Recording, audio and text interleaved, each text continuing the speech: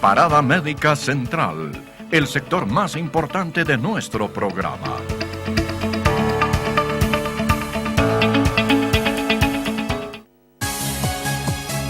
Bueno, mamá, estamos con el tema más importante del día, que es precisamente la fiebre. ¿Por qué hemos elegido este tema? Porque es el tema que más llamadas trae a los médicos, ¿no es cierto? La mayor forma de consultar a los bebés en el consultorio es precisamente la fiebre. La fiebre. Hay como una especie de cucu que los bebés tengan fiebre. ¿Por qué? Porque la verdad que la gente asocia la fiebre a veces con convulsiones, con meningitis. Les vamos a aclarar algo. Y para empezar tenemos un bonito video de ICD Producciones que hace para Parada Médica, precisamente sobre este tema que vamos a hablar hoy día, de la fiebre. Vamos con el video.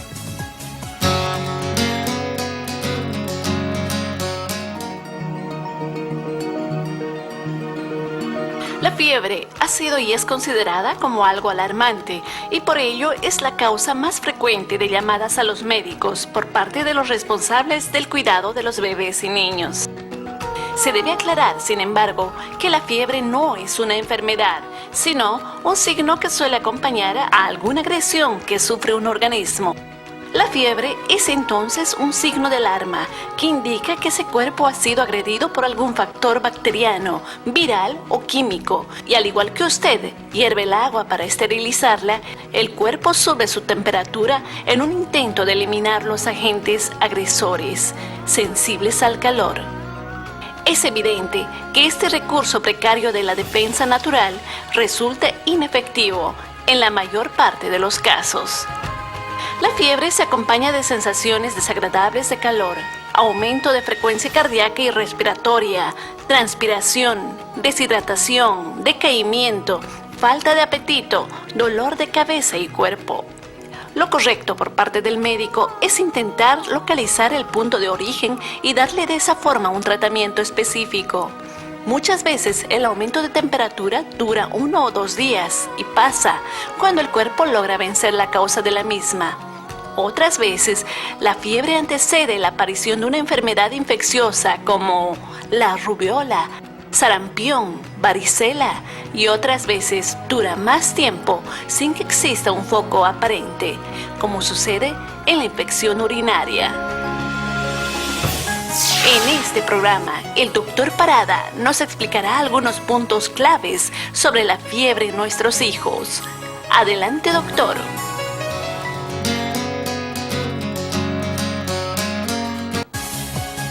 Dicho está, entonces vamos con el programa más importante de Parada Médica y de ese tema que también es muy importante para usted, que es precisamente la fiebre. Bueno, en primer lugar, mamá, ¿cómo uno puede saber si su bebé tiene o no tiene fiebre? Pues primero lo que tiene que hacer es saber la temperatura normal de un bebé, y no solamente de un bebé, de los adultos también. Pero fíjense, la temperatura normal en grados centígrados, Celsius, en axilar en la mañana es 36,7 y en la tarde 37 grados. En la rectal, que es la que ya se está dejando de usar por la practicidad, es 37 en la mañana y 37,5 en la tarde. Entonces muchas mamás llaman desesperadas: doctor, está con 37,8 en la tarde, ¿no es cierto? En la tardecita. Bueno, pero decirle que eso es prácticamente normal. Y se llama febrícula antes de los 38,5 grados. Ahora, cuando ya está con 38,5 se habla recién de fiebre. Entonces la fiebre es o acá o acá, cuando la temperatura de la criatura o de la persona sube más de 38,5 grados centígrados. Mamás, nosotros estamos tocando cuerpos de bebés todo el tiempo, entonces, ¿por qué no confiamos en nuestras manos para decir la temperatura? O usted ha visto un pediatra que diga: a ver, hijito, 38,7. Mentira, o sea, las manos pueden fallar, por eso tienen que usar siempre un termómetro, mamá. En este momento, termómetros digitales baratos y que simplemente ponen la oliva bien metidita en el brazo y esperan 3 minutos a que se dé la temperatura y ustedes pueden saber perfectamente cuánto de temperatura tiene su bebé. Importante. Vamos acá entonces, como decíamos en el video de introducción, cuando usted va a servir el agua, lo que hace al hervir el agua es simplemente esterilizar el contenido de la misma. O sea, cuando la sangre ebulle a 100 grados, o digo el agua ebulle a 100 grados, entonces no hay germen que resista y se mueren todos. O sea, queda el agua estéril. Pero el organismo no puede subir a 100 porque el organismo se moriría, ¿no es cierto? Entonces, en su intento de esterilizar los gérmenes y matar los gérmenes sensibles a calor, sube su temperatura. Pero entonces la fiebre, con lo que estoy explicándoles, no es otra cosa que un mecanismo de defensa por el cual el cuerpo trata de elevar la temperatura para eliminar los gérmenes sensibles al calor. ¿Qué pasa? ¿Cómo se origina la fiebre? Entra el agente agresor, entonces en el cuerpo inmediatamente hay diferentes respuestas y uno de ellos es precisamente la temperatura. Y la temperatura, como les decía, es un mecanismo de defensa. Acá tenemos simplemente una bonita diapositiva en la cual supongamos que este personaje que estamos viendo acá es la fiebre, y la fiebre no es otra cosa que una defensa del organismo. Sí, es verdad que es un poquito precaria, pero es muy buenas defensas. Vamos con la siguiente imagen, por favor. Acá estamos cuando su médico le dice, señora, su hijo tiene fiebre. Entonces le dice síndrome febril. ¿Qué significa síndrome febril? Que el médico ha detectado que tiene fiebre, pero la causa no está todavía clara. Entonces, ¿qué es lo que tiene que hacer usted? Le dice observar. No presionen, mamá, no se desesperen por la fiebre, porque la fiebre no va a hacerle nada a su bebé si es que tiene ciertas condiciones. Pero no se desesperan, la fiebre no es una enfermedad.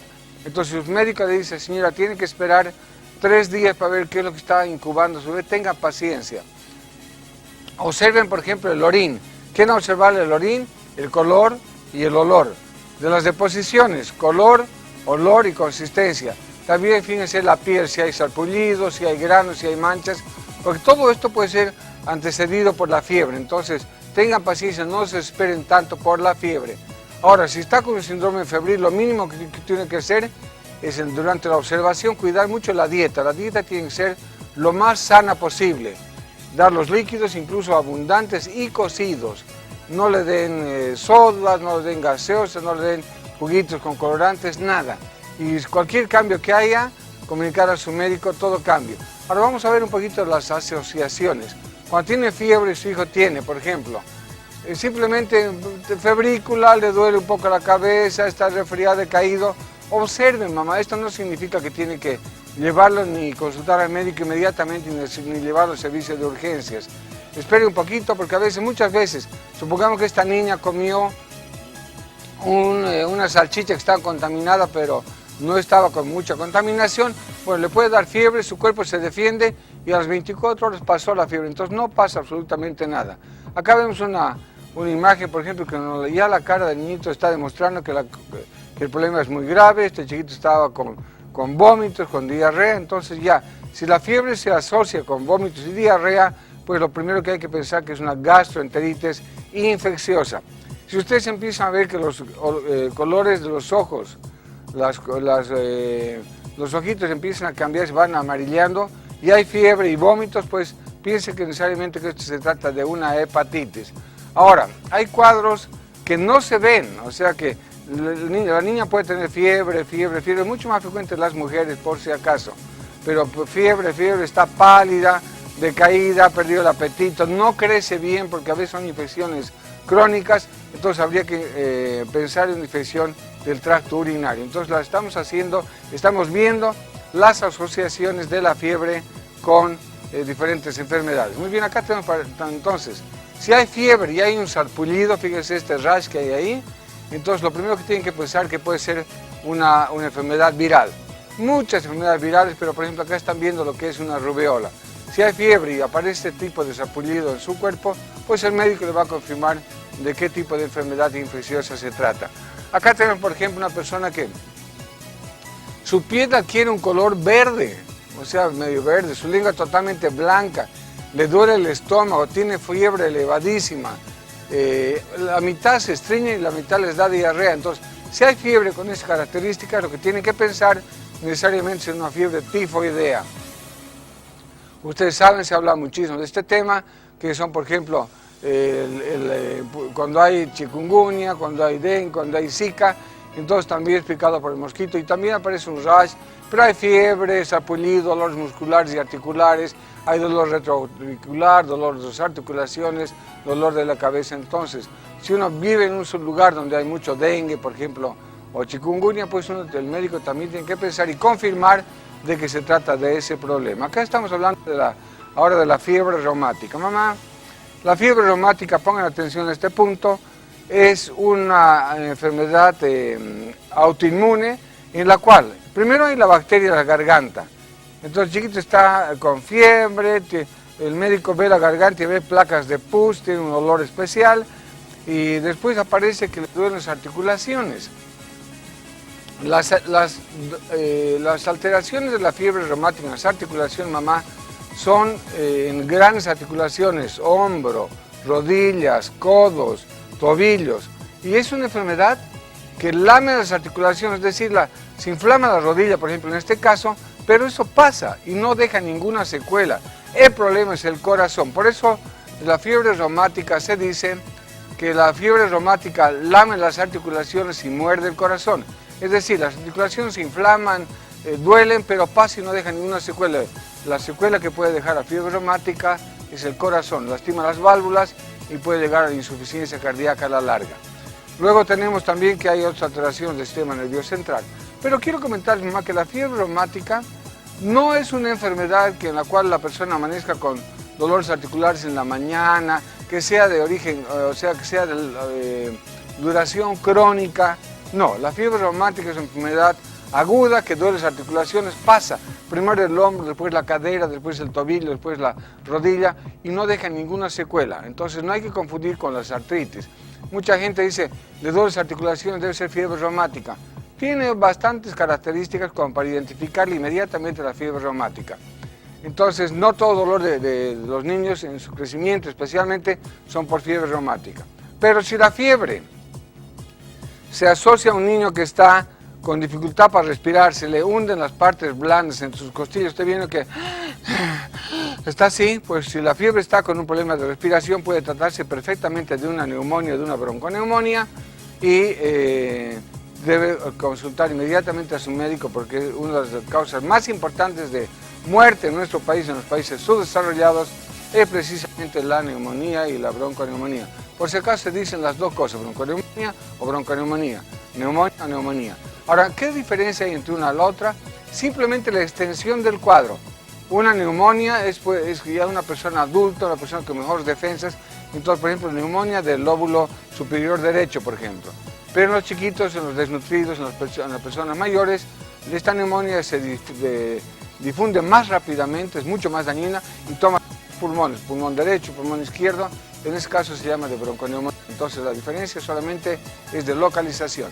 Acá tenemos un chiquito que está también totalmente deshidratado, tenía una infección urinaria y el bebé se ve muy mal. Entonces si hay fiebre y hay deshidratación, pues en estos casos no pierda mucho tiempo, vaya y consulte con su médico porque algunos exámenes básicos usted va a detectar y salvar la vida de estos chiquitos que a veces están con mucha fiebre y no sabe de dónde vienen.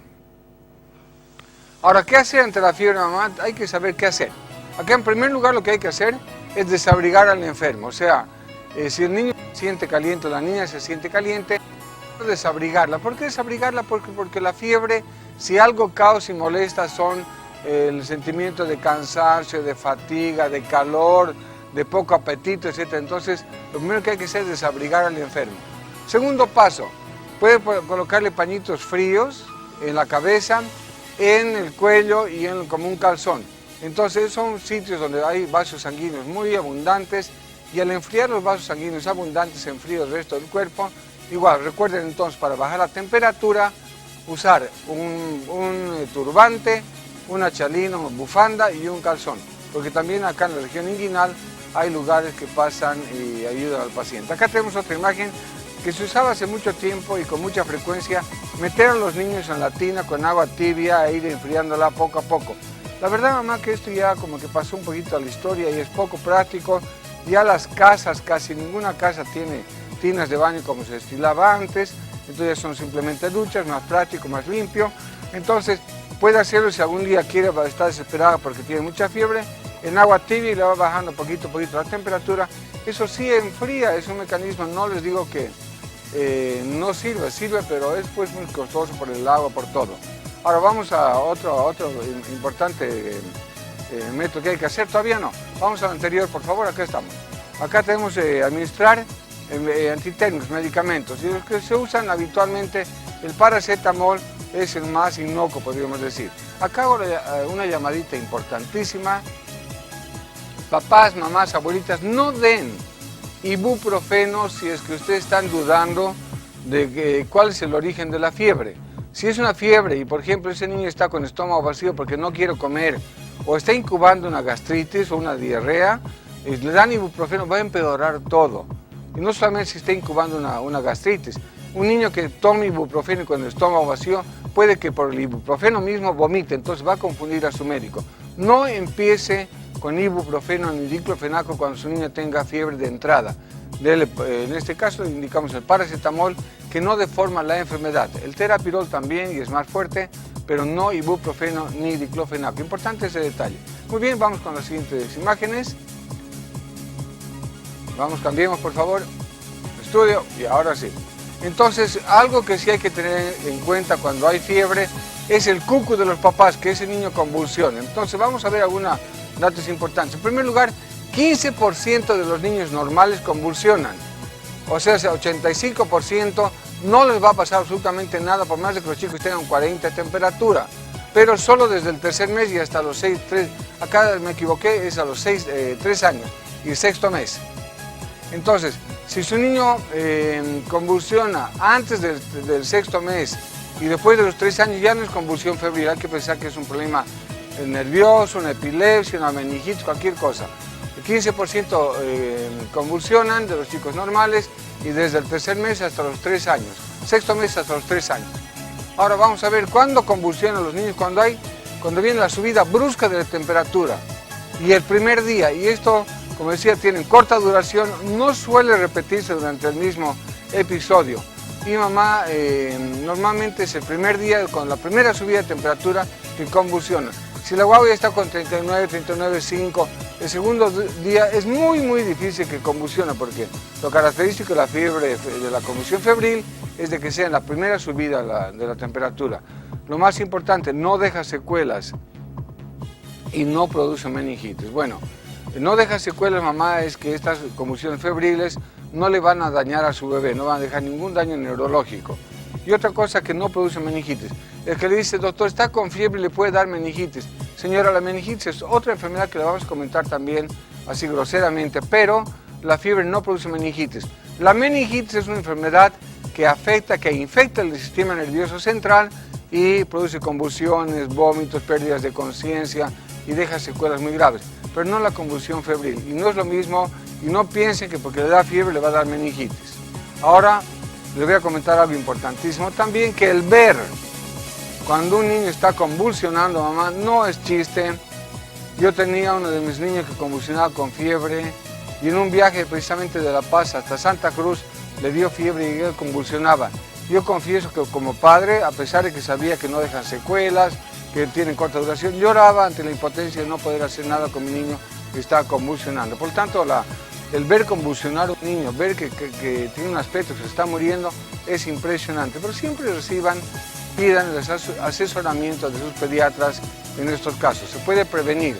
Si usted tiene un bebé que convulsiona frecuentemente por la fiebre, tenga en la casa siempre Valium, por ejemplo, en ampollita, y le puede ponerlo con una jeringa pequeña como un supositorio, y eso va a evitar que su niño convulsione. Vamos con lo siguiente. Acá estamos hablando ahora de la meningitis.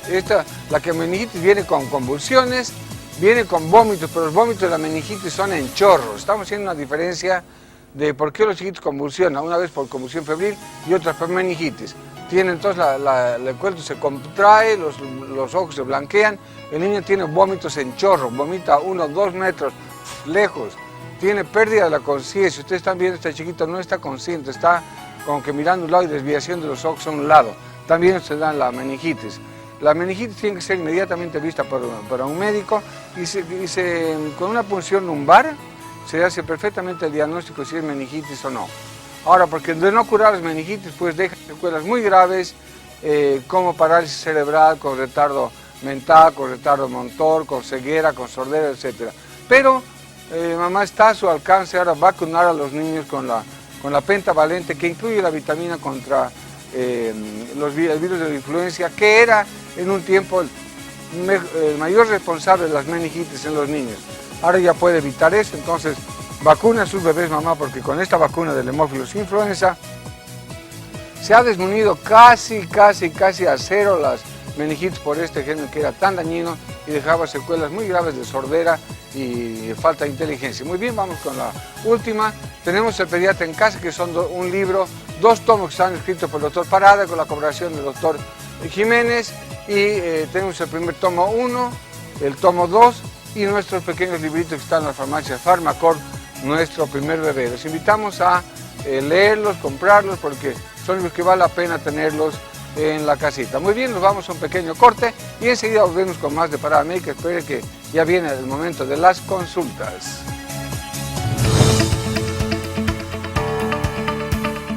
Hemos presentado Parada Médica Central, el sector más importante de nuestro programa.